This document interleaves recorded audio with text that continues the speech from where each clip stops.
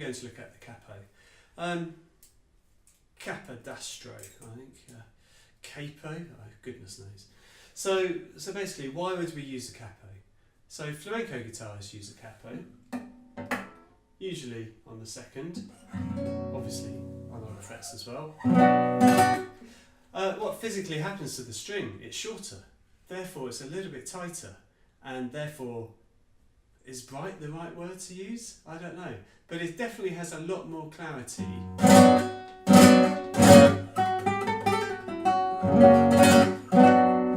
Why else would you use the capo? Obviously to change key, we have that advantage over pianists and other instruments. We can change key literally by placing the capo on. And the other advantage is that the frets are closer together the higher up the fingerboard you play.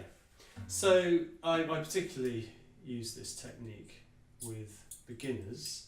We would start playing the guitar with the capo on the 5th fret. So it just makes stretches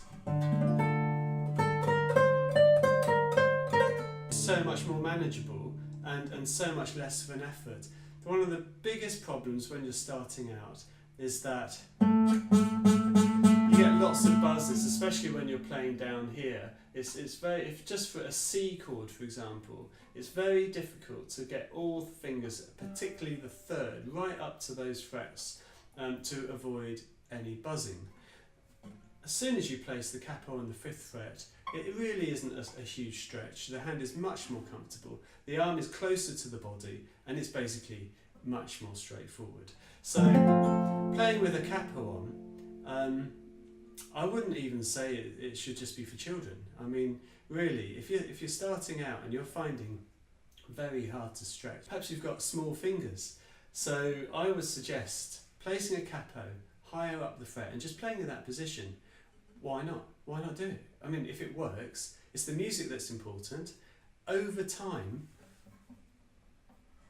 2 months later, I can place my capo further down the fingerboard, and therefore creating a minuscule extra stretch. So as the months progress and I've crept down the fingerboard very slowly, I can reach the first position and realise that all of a sudden my fingers can reach those frets without any effort and without any buzzing. So it really is a very good idea to play with a capo on when you're starting out, and if you have small fingers.